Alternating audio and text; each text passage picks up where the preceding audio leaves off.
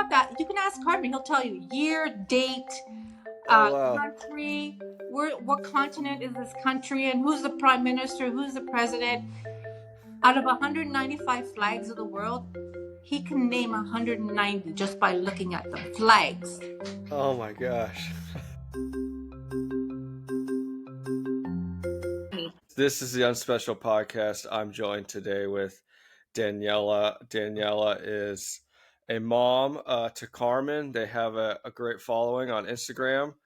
And what drew me in to follow you and see all that you're up to with Carmen is I love seeing autistic kids just living life and experiencing life just as everyone else. And from all your travels and everything you do with them, seem like a seems like an awesome guy, and you seem like an awesome mom. So wanted to have you on. Thank you so much for being here. Thank you for having us. Thank you. Yeah. So Daniela recently, for all the listeners, put out a post, and she posed a question of, if you would have known that your kid would have autism, would you still have your kid? And I'm super interested. Where are you coming from with that? It was a late night, and I'm like, it's one of those questions where I'm like thinking, should I put it out? Shouldn't I put it out? Am I going to get a lot of hate? You know? Yeah. And I'm like, whatever, just go for it. At this point, I don't care. Let me just go for it. So I put the question out, and and I wanted to be clear that I love my son, and I'm here Right. for him until I can be. But it is a loaded question. Definitely. So I actually reviewed all the comments this morning. There was like 150 comments, and there was only 20 that said no, they wouldn't do this journey again if they had the choice. And it's a loaded question because it comes from parents, different journeys of parents that have different children on the spectrum, right? So when Carmen was diagnosed, he's 24 now. 21 years ago, when he was diagnosed, they weren't giving out levels for autism. So now there's level 1, 2, and 3. They weren't doing that back then. It was like, he's autistic. That's it. And then also there was the diagnosis of Asperger's, which was done Right. if you were noticing a change in your child at 6 years old rather than at 18 months. So he was just diagnosed autistic, but now they're giving levels out. So everyone has like a different level. And I think obviously your journey is going to be different, whether your child is profoundly autistic or just on the border. Right. Right. And I think that's where a lot of confusion lies in society, is that spectrum. And I taught profound autism for 7 years. So I gravitate towards that side of the spectrum because that's what I knew. That's what I Mm-hmm. experienced.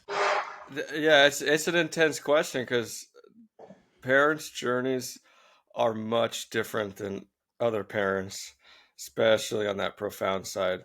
My students were all non-speaking and violent. Mm. So, you know, What it's ages? What ages were they? Were they younger? I taught all levels, but yeah, my last 4 years was high school and adult transition. Okay, so they were older. They were just children. Right, right. So, I mean, it was pretty sketchy at some days. There was some pretty Yeah. intense situations. Yeah. But I have to say, with this journey, I understand my son more and more as he gets older. Yeah, Um, and a lot of parents, I think, with the answers to that question, a lot of parents, they didn't say no because they didn't love their child or they weren't invested in their child. They said no because of their child's future without them, right. Is right? that the biggest fear that you Biggest see? fear of autism parents is the biggest fear of what's going to happen to my child when I'm not here. The biggest, Yeah, because a lot of the fear is this world is not ready for our children because of right. the acceptance and the awareness. Right? You meet one autistic child, As they say, you meet one, you don't know of the next one. Yeah. Yeah. So we Yeah. need, That's a the inclusivity is not there. right. It's an intense question. I mean, it made me think. I don't have any children that have autism. I do have a 8-month old now, and he was born at 29 weeks. At Wow. 25 weeks, we found out my wife has cancer. So he stayed in for 4 more weeks. But we did get the question from the doctors that every day he comes out early, he runs more risk of developmental challenges. And they did oppose that we could abort, which quickly our answer was no. And then they ran through all the risks, and hearing it, I was in my mind, I'm like, well, if there's anybody qualified to have this kid, it's me.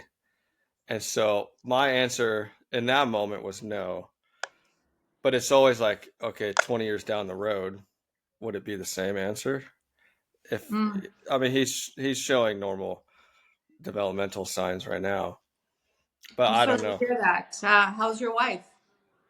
She's doing much better. Yeah, Good. she's doing. It's been like 10 months now, and uh, signs are it's going well.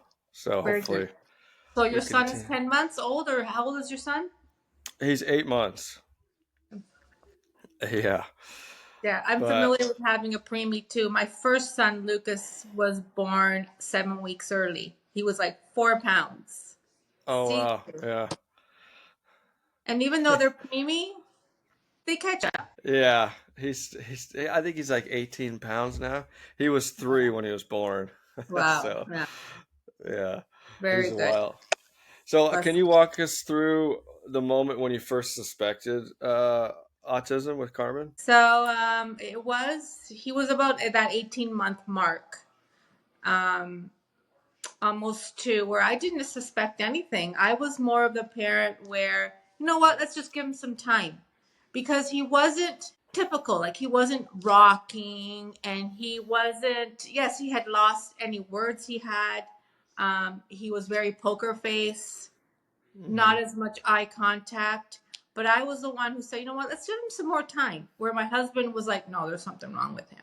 My husband noticed it before I did. So we reached out to the our region, and they had an intake for getting diagnosis. At the same time, while you were waiting for the diagnosis, they had some courses for parents to take, because back then there was no social media.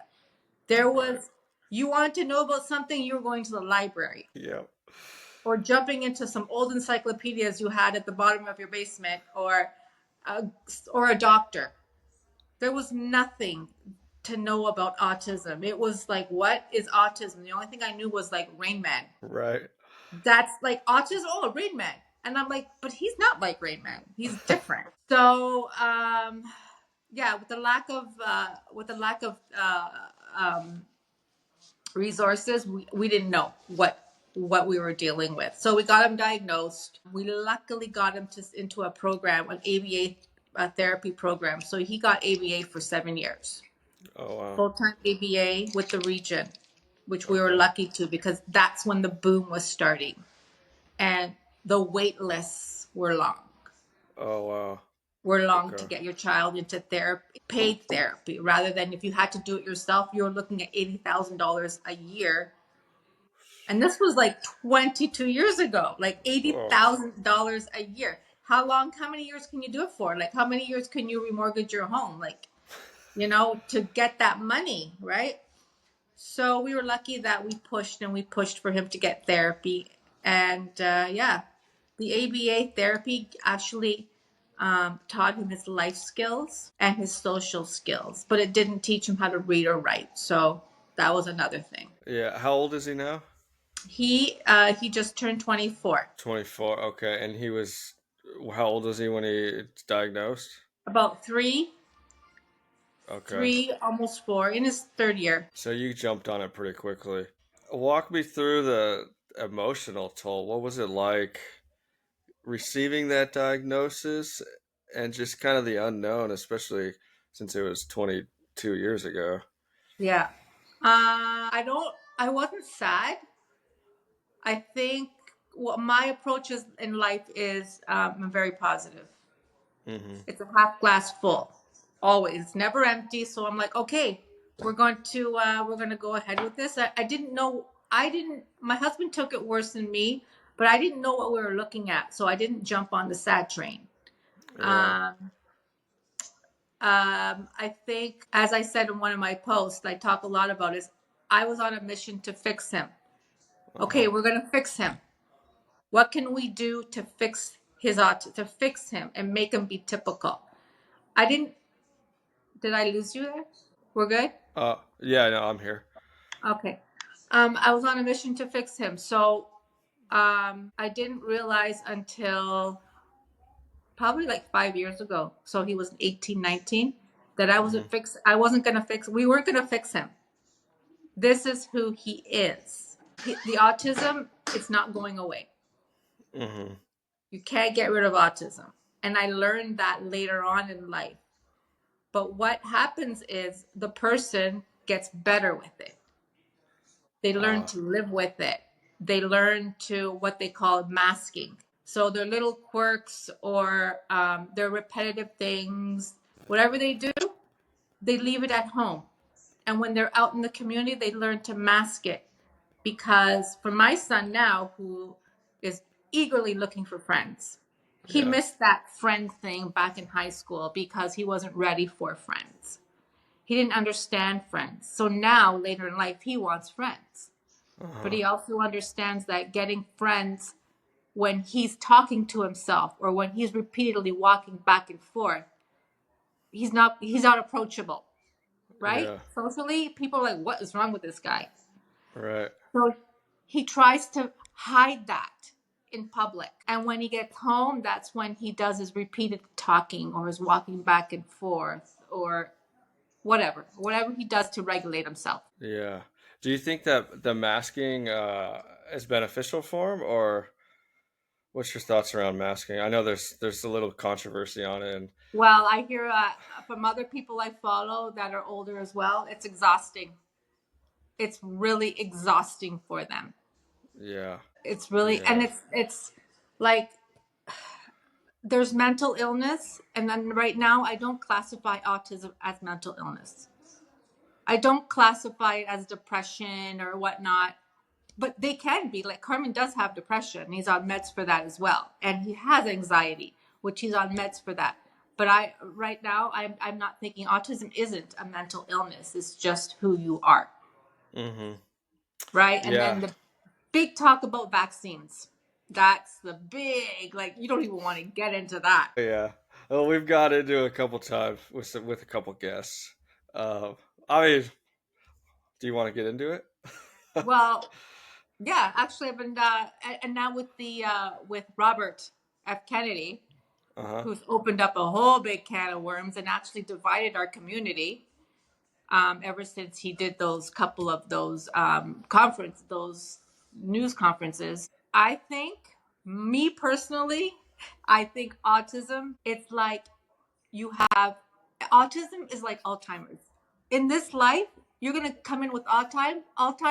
You're gonna come with autism, or you're gonna go out with Alzheimer's. It's one or the other. Mm-hmm. And uh, autism has a lot to do. Are they born with it? I think autism has to do with genes. Your genes. Look and it's like having genes. The same thing as cancer genes. The same thing with Alzheimer's. We all have these genes. Whether they turn on or off is based on environmental factors, based on food, all the GMO, based on many different factors that will turn these genes on and off. Me, I think for vaccines, I'm gonna lean towards, because I've heard so many times vaccines do not cause autism. I've heard of two twins, identical twins that were born. One has autism, one doesn't. They're identical twins. They carry the same. Like, why wouldn't both of them? I think autism. I think vaccines don't cause autism, but I think the vaccine schedule is also too much on these little bodies. Yeah. Which maybe if that was spaced out, it would make a Right. difference. Yeah. Yeah. So Yeah. I don't know. I don't know. I know. It's kind of there's a lot of views. You know, it's something that on the vaccine topic, something that I've always from teaching and having guests on the podcast, parent testimonials have always sat strong for me because I don't know how you ignore a parent, and you know, which I think a lot, especially on the profound autism side, parents are ignored a lot, which is essentially why I started this podcast because I saw when I was going through so many IEP meetings that the parents didn't have a voice, and there's so many services and everything geared towards the child, which is good. It's necessary and needed, but I was experiencing parents just not having the support and having the voice to share their story, and especially in the IEP meetings, I could go on for a while about that. But all the experts are in the room, and the parent doesn't have a space to talk, which the parent is the most important person at that table. So yeah, parent testimonials. I mean, I who think, knows? yeah. Also the parent, also the profound autism part. Ever since Kennedy started speaking, is that they have felt left out, and Mm, ever since now was in this past year where they've grouped the autism under one umbrella, right? Where right. they used to have Asperger's, and then they had autism, and then they had PDD, pervasive development disorder, which is just before autism, and now they grouped that, and the numbers got higher because they grouped it. But people didn't understand that they grouped it, and people saw an increase in autism. Oh my God, we have an autism epidemic. Epidemic. Well, no, my take is that because we grouped them all together, you're going to see a bigger number now. And they also Hmm. grouped the profound autism within that umbrella. And I know I've heard parents pushing now to actually have their own umbrella for profound autism, to take it out of the autism thing, because I mean there's like there's so many different people with autism, ones that speak, one that don't speak, one that are aggressive, one that, I mean there's so many things, but I hear that parents with profound autism are wanting to have their own label. Uh-huh. Why do you think there is a divide? Or better question, what do you think the perception of autism is in the world?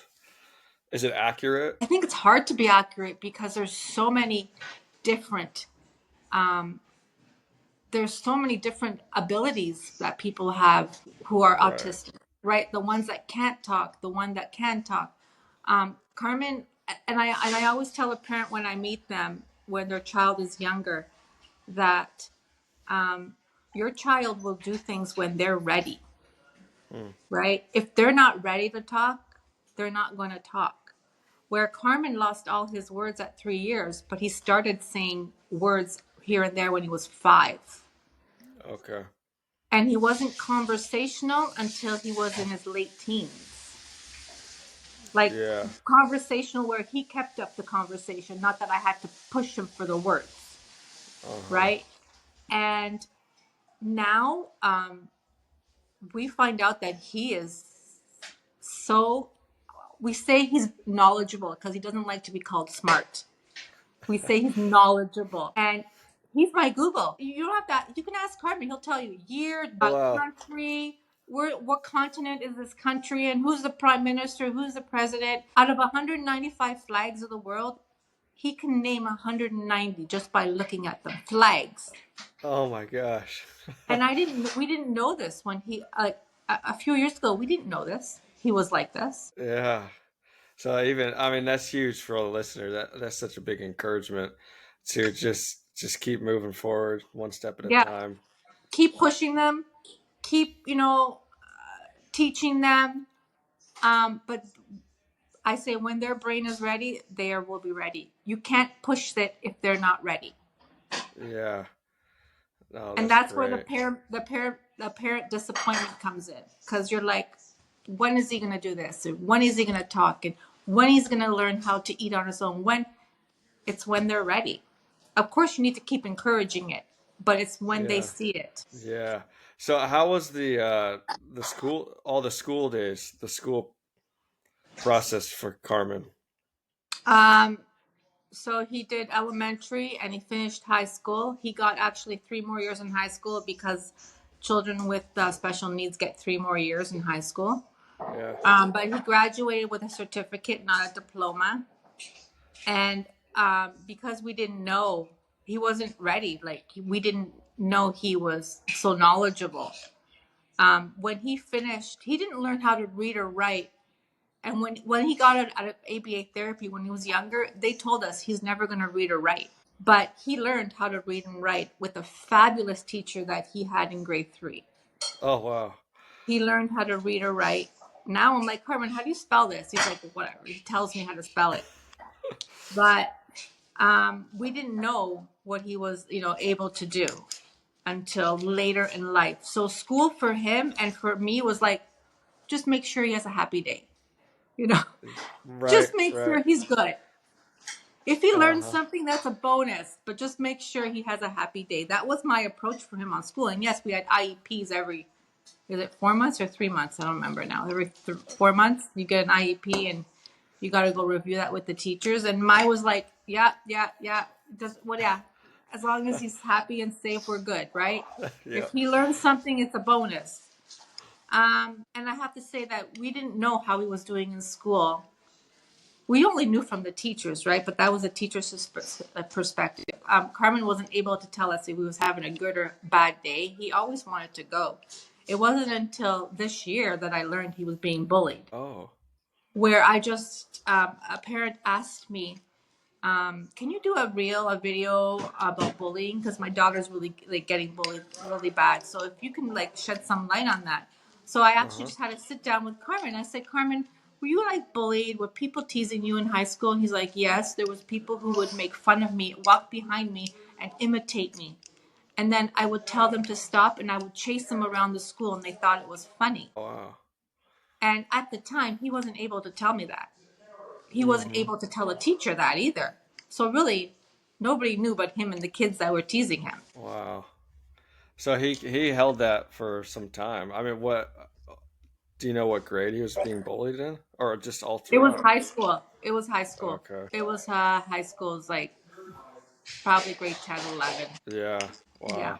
Wow. We recently had a guest on, Colin, and he was bullied. He has autism. He was bullied, but he trained jujitsu. So one time he was being bullied, and he just took the guy down and showed him what's up.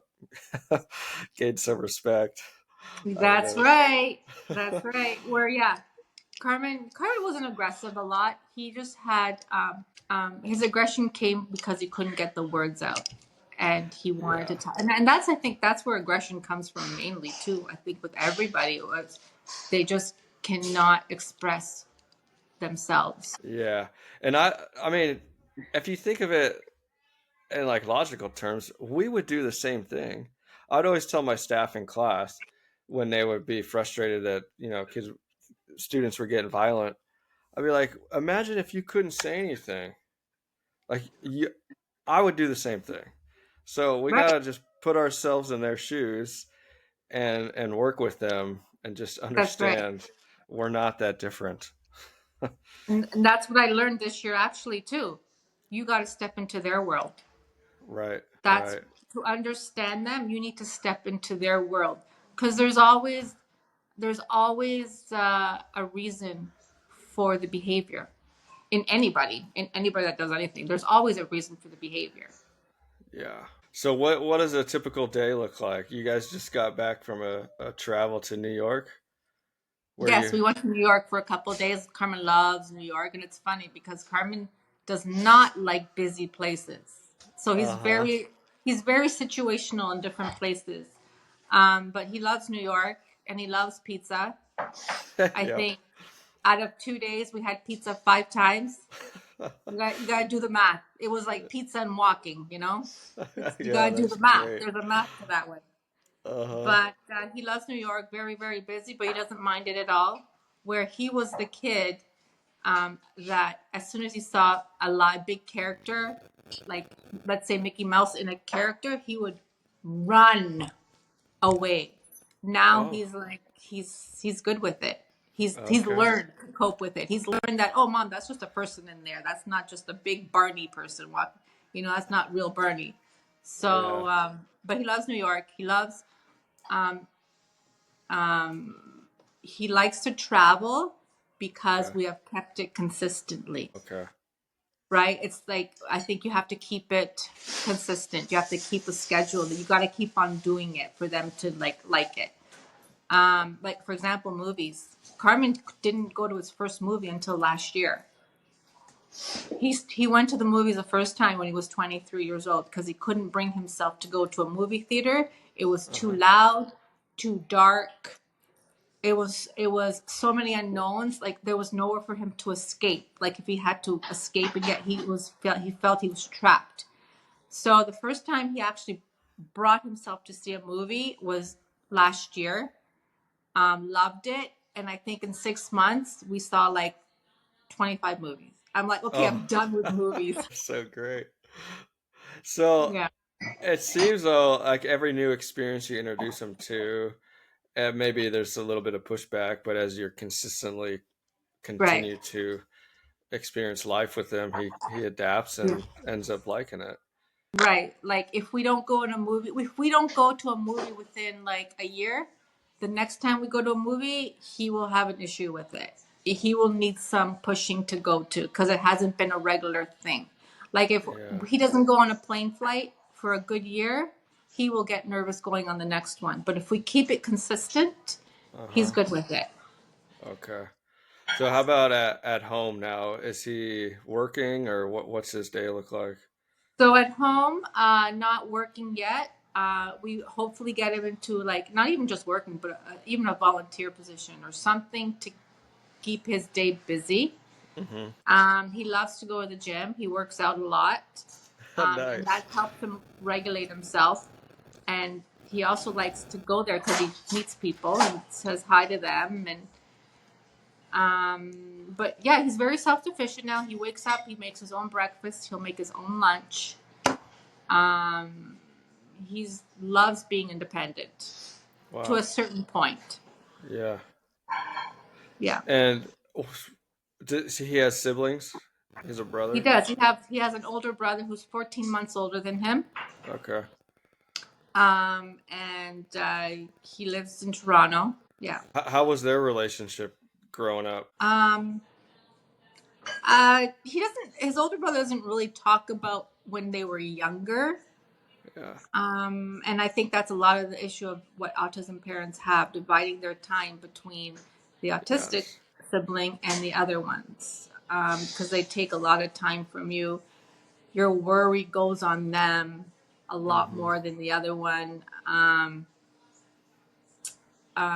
He doesn't talk. He doesn't. He seems to be fine with it. I mean, I've asked him, and he's like, it's fine. He's very much like me. I'm gonna do what I have to do because I have to do it, and I have no choice. And he's helped his brother a lot. He'll come and take his brother out once in a while. Yeah. Um, but they have a great relationship. Like I remember when Carmen was younger, Lucas knew that he was like getting aggressive or he needed someone to as a punching bag. So he would let Carmen take his arm and squeeze it and squeeze it and squeeze it because he was just at that moment of aggression. Yeah. And he was fine with having scars that his brother left him, and he would let him do it to him because he know it helped his brother. So they're very close, but because they're at different ages now, like Carmen's, like they are only a year apart, but they're not, right? So Yeah. they're at different steps in life. Yeah. How what advice would you give to that? Balancing your time and your energy and care from one child to the next. I think if I had to do it all again, like being a parent and life was very much different back then when Carmen was younger, right? We were struggling with money, bouncing between jobs, so much different than life is now. So I think it's like you're just learning, you're just trying to survive life. So I think now, if I had to do it again, I would include my older son more in Mm-hmm. caring for and helping with Carmen. If I had to go back there, like I would let him come with me to, therapy with Carmen, or I would, like, instead of me doing things for Carmen, maybe I would include Lucas in helping him. I think that would bring them closer together, because they're not as close as I'd like them to be now, but Mm-hmm. that's something you can't push, Right, right. right? You can't push that. And also, I think that gives parents a hope for the future, where if your siblings are closer to your, to your child, maybe they're take care of them in the future, right? Because that's what we wonder, what's going to happen to our child in the future. Who's Mm-hmm. going to take care of them? But it's not something you want to push on their siblings. You don't want to push that. You want them to, like, you don't want them to have the mentality, I have to take care of my brother because I just have to. Who else is going to do it? No, that's not what you want. You want them to, you know, do it on their own. Yeah, that's so good. That's some valuable insight for sure. Just include the sibling Include them in the and what day you're to doing. day so they learn to understand them, and even include them in understanding autism and Mm-hmm. learning more about autism and why, and like why they do certain things. What are they needing? You know. Yeah. What is something you wish society knew about autism, or any misconceptions you'd like to debunk? Mm. Um, what would they know about, like, about us? That first, they do want to be included. Hmm. They do want to be included in everything. And because they, and also what very important is they are listening. You Oh know, yeah. they are listening, even though they're not, don't have the eye contact to connect. They are listening, which is very important. What are some of the biggest challenges you face with the journey you're on? Well, right now, specifically with Carmen, is he reminds me every day that he says, Mom, I love you, but I need friends. I can't spend all my time with you. Yeah. And he's very specific on friends. Like, we have a Okay. great following, and our followers are awesome. They're like, "Oh, I'll be his friend. I'll be his friend." But he sees friends as, I want them to be around my age, and I want to be able to talk to them face to face. Like, I want to go out with them to the mall, and I want to go out with them to see a movie. And so he wants friends his age, that, and the problem is, people who are in their mid 20s right now, they're like doing things, and like they're working, they're in school, and they're, it's hard. It's like at that age, you've been through the friendship thing, right? So he's at a different stage of life right now than others are his age. Yeah. And it's also hard for us because we travel. He comes with me wherever I go, whether I'm in Toronto or I'm in Cayman. He comes with me back and forth, and it's hard to maintain friendships when you're like hopping around all the time, right? Hmm. So that's his biggest challenge right now, is friendships, wanting to have friends. What does that do? What does that do to you? Like hearing that from your son. I can't imagine that's easy. Every day he tells me, he'll remind me because he thinks I forget, right? He'll Yeah. remind me, he'll say, Mom, remember, I still want friends. I'm like, I know you do, Carmen, like, Yeah. what about you go to the gym and you talk to people. And he says, I try to say hi to them, but I don't want to be creepy, right? Right. Right. Right?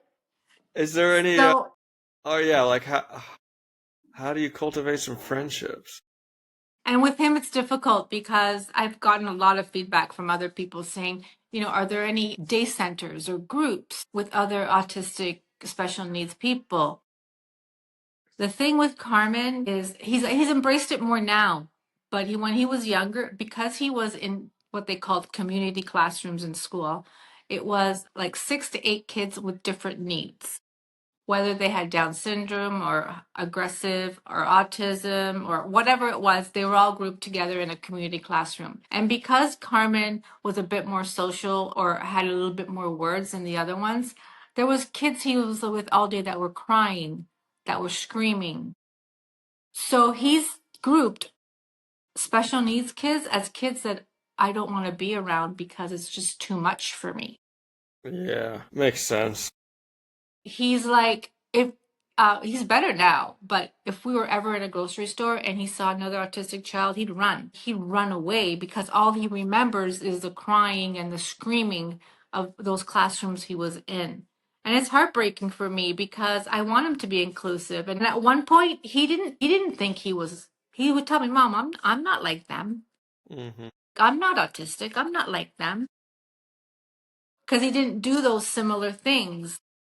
Right. But he is like he is autistic, but he doesn't see him like that. Yeah, that's tough. I wish I could be his friend. Seems like a cool guy. Yeah, thank you. I'm sure he would love it, but he's like, "Mom, I don't want your friends your age." Right. Well, hopefully somebody will come through. Someone will be there. Yeah, for sure. Someone will be. Yeah, What but are he what won't are let me forget it either, so it's okay. yeah, one way or another he'll make it happen. What Oh are yes. some of the joys of raising Carmen? Oh gosh, seeing life through his eyes is very it's cool. Yeah, I He bet. doesn't have a bad bone in his body. He advocates for everyone. So now it's Pride Month. Huh? He's got his Pride wristband on, and he advocates for everybody. And he does not like all this stuff. He can't watch the news. He will be so upset. He gets upset for like days on end if he knows about what's going on in the Ukraine. He was actually upset, and I had to tell him, Carmen, it's not even our. So when you guys elected Trump, he was very upset. Was he? And I'm like, Carmen, we're Canadian. But he's mean. He's not good for the. He was upset for days. Wow. He gets upset if other people are hurting. Like his worst thing in life is, Mom, you're not mad at me, are you? Please don't be mad at me. Or I'll say, at night, because when we're in Toronto, we stay with my parents and they need their sleep. But Carmen, all of a sudden, he's a night owl sometimes and he just doesn't stop talking or walking at night. And I'm like, Carmen, please stop. Your grandfather has to sleep. And he's like, but I'm not hurting him. I'm not trying to hurt him. He does not want to hurt people. He, Wow. he he's so kind. Yeah, that's And so that cool. seeing life through their eyes is a joy, but it's also disappointment because the world isn't like that, Right. right? That you can't trust everybody, and he thinks he can. Yeah. Well, even seeing your trip in New York, just to see how he experiences everything, I'm sure is pretty fun. That was one of my favorite parts when I taught adult transition, that 3 years after high school, was taking all my students in the community, and I would just be kind of a fly on the wall and watch them work and go about the grocery store and just trying to see what they see are seeing and experiencing was always so fascinating to me. Oh yeah, very fascinating. Carmen loves the grocery store. We go to Walmart, and he just goes up and down the aisles. And he knows exactly what cereal, if it's Post or Kellogg's, or I can't buy that because I don't want to buy Post stuff. I'm like, what? He knows what he wants. Oh, he does. He knows. Oh, and his taste buds. Oh, well, so that's another thing. Carmen couldn't. He lost all his taste before 18 months. He ate fruits and vegetables and everything pureed, and all of a sudden he just stopped eating at 18 months and just wanted milk, milk, milk. And then for the longest time, he just wanted carbs and milk. Now he eats everything, like salmon. He has a specific cuts of steak that he wants. He wants like the good stuff, and he'll notice like he wants homemade stuff, and he doesn't want bought hamburgers, and his taste buds are like awesome. Hmm. That makes it fun. Oh yeah. Oh yeah. And also pizza. Pizza. Pizza 24/7. That's great. How has parenting Carmen changed you as a person? Different through the years because when he was younger, I I was just had so much to deal with Hmm. that um I wouldn't want to connect with other people, like other families with autism, because I was living that life, that world, and it was just so much, and it was just too much to handle that at the end of the day I had to deal with my child. But now that he's grown up, Yeah. I actually enjoy connecting with other families of autistic people Okay. telling them and try to troubleshoot their issues, or why is their child doing this. And I remember when Carmen used to do this, and I love helping other autism families right Yeah. now, because I have the experience with my son, and Gotcha. he's taught me to be accepting of a lot of things. Hmm. He's really softened me up. Well, now you have a pretty strong following on Instagram. How long you been helping out families? It's going to be 2 years in January that we started our Instagram account. Okay. And we were at 1,000 followers for a year. It didn't budge that number, even though whatever I kept on doing. Really? But this big following has come now in this past year. Just I guess you know how I guess Instagram is. You gotta. It's not about. You gotta post the right stuff, and you don't know what the algorithm's doing. But one thing I love about it, I get a lot of people saying you give me so much hope. Wow. Hope is what our families are going for now. And like I say, one thing that disappointed me was not having Carmen do the milestones when I wanted him to do milestones. So I have to say, you have to, patience is, and when they're ready, they will do it when they're ready. You can't force it. Yeah. I'm sure it feels good too, also just to give back a little bit. And I know hope is everything. That's what everybody's searching for and wanting. And I today actually, well, not today because this recording isn't going to drop for a month, but on June 17th, well, actually, so I wrote a book. It's called Special Days, and Oh, it's live at the time of this recording, available on Amazon. But that was my whole goal with Special Days is stories from my teaching days, and then I relate it back to the Bible and how I saw God through my students, and it was written to parents to encourage and give some hope and different perspective wow. on just the journey they're on. And so yeah, hope is where it's at. That's Yeah, I'm awesome. gonna check that out when we're done. And I love reading books. Love Yeah, connecting that way. cool. It's a short read. I mean, I've read it too many times. Writing a book is a process, and by the end of it, I'm just like, just publish it. I can't read this anymore. Well, me and Carmen have been thinking of writing a cookbook for special Cool. needs. Because Carmen, he likes to cook, but the thing is, he where he's at now, a regular cookbook is just too much to understand, right? And if Yeah. it doesn't have pictures and if it's written so long, he can use kids' cookbooks. Okay. But then again, he's like, but I'm not a kid. And we in this journey, we found out there is no cookbooks for children with special needs. Interesting. Like Huh. a cookbook with pictures and step Right. by step, and it's there for kids, but it's not there. So you have my son who's 24 using a kid's cookbook. He's like, I'm not a kid, Huh. right? You definitely should do it. That There's sounds nothing. awesome. We went to the bookstore, we've Amazon, there's nothing that is geared for special needs, Yeah. and that You would know, be a great tool for people who are special needs, right? absolutely. So one of my favorite lessons in the classroom was cooking. I had so much fun. And when COVID hit, school shut down. I was teaching in Southern California at that time. And all I could think of doing to engage my students was film cooking shows. So I would film myself cooking.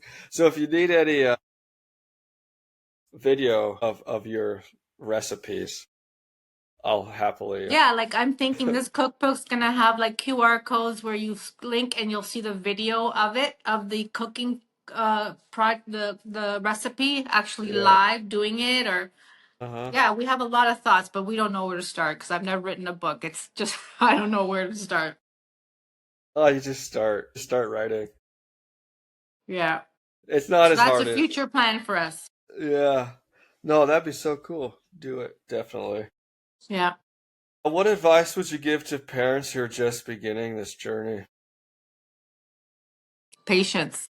Mm-hmm. And don't stop advocating. Yeah. You are the one that's going to get your kids the help they need. And also, another big thing that I saw on this was parents that didn't hop on board quick enough, parents that were in denial, parents that didn't want their child labeled. That's a big thing. And the longer you wait, the harder it is for your child to get the help they need. What? I think, yeah. Yeah. Let's that denial phase. Why do you think parents go through that? I think a lot of parents, I think parents just don't see the kids the way they are. Mm-hmm. And maybe it's their first child. I don't know. Maybe, they don't have anything to base it on. But I've seen a lot of parents go through that. And it's hard. I've had friends who I've like, when you have an autistic child, you kind of learn. And when you are with other autistic people, you know the signs, Mm-hmm. right? So as a friend, I would see my friend's child, like, I think they're, but I could never say it. It's Right. something really weird that I could never say, oh, I think your child's autistic. Because I know they would get some pushback. But I've seen a lot of families that are in denial and they don't get their kid tested until they're in school, only because a teacher has said something. And a lot of, I don't know where you are there, but a lot of programs end at age 6, right? For Uh, ABA therapy, they end at age 6. So if you miss that, you're missing a lot of valuable time that you could have had. yeah. Yeah. I know in the U.S. services transfer over to the schools at age 3. Mm. But there is tons of services like in-home ABA that parents can hire. Yeah, but they have to pay themselves. Yeah, some insurances will cover it, but yeah, most of it's out of pocket. Yeah. Yeah. Yeah. And that's what I saw too when Carmen was younger, because it was such a like there were so many numbers of autistic kids coming out that people would be charging an arm and a leg for therapy, like gouging parents. It was horrible. Oh, because they could. They could because it was needed. That's messed Yeah. up. Do you have any regrets, or what do you wish your past self had known throughout the years? So I think going back to that question that we started with in the beginning of if would I have another autistic child if I knew they were going to be autistic? Mm-hmm. My answer would be no. Mm-hmm. I would not. If I knew, I would not. And that's a whole reason why we never had a third child. Because after having Carmen, we knew that our odds were greater Mm-hmm. of having another autistic child. And really truly wasn't ready or understanding what life meant with Carmen because we didn't know a lot about autism, and we chose not to have any more because I didn't want another autistic child. Mm-hmm. My reason for saying no is because the biggest fear of what parents have now is who's going to take care of them when I'm gone. Yeah. That's our biggest fear. And also, I know I see Carmen every day, the way he feels, that he wants friends and just what he's going through, it's tough on him. Mm-hmm. It's tough on him. And it's not about me at all. It's not about, I don't think it's not about the parents, because the parents, every parent on that question that I asked, would you have, like only 20 said no. And the other ones said yes, because like I would never trade in my child. I love them so much. And yes, we all do. We Right. all do. But my reason for saying no is because they're going through a tough time. Yeah. They're not, because this world is not ready for them. They Mm-hmm. They don't, this world does not see what they see. Yeah. Well, and I don't think I mean, it's not like that's not wrong to say. I mean, that's valid for sure. And No, yeah, I I think a think, lot of parents feel ashamed if they say, no, I wouldn't have had my child if I didn't have to, right? But it's not about that. It's about the life they will be living, yeah, and which this, isn't fair to them. right, and the hardships they go through, especially the non-speaking ones, like being trapped in your thoughts at all times, and not Exactly. Like I cannot imagine um yeah, like I can't speak for a family that has a non-speaking child.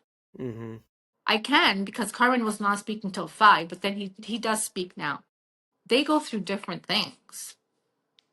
Like, can you imagine if your child wasn't feeling well and they couldn't tell you? Like, you have to troubleshoot that hmm through their behaviors and what and it's tough. yeah, the toll it takes on siblings, the whole deal Like, is. the toll it takes on even the whole extended family because when you're hoping for like help from others and parents need a break too, and when they can't find other people that were willing to help them, not because they don't want to, I think it comes from fear of not knowing.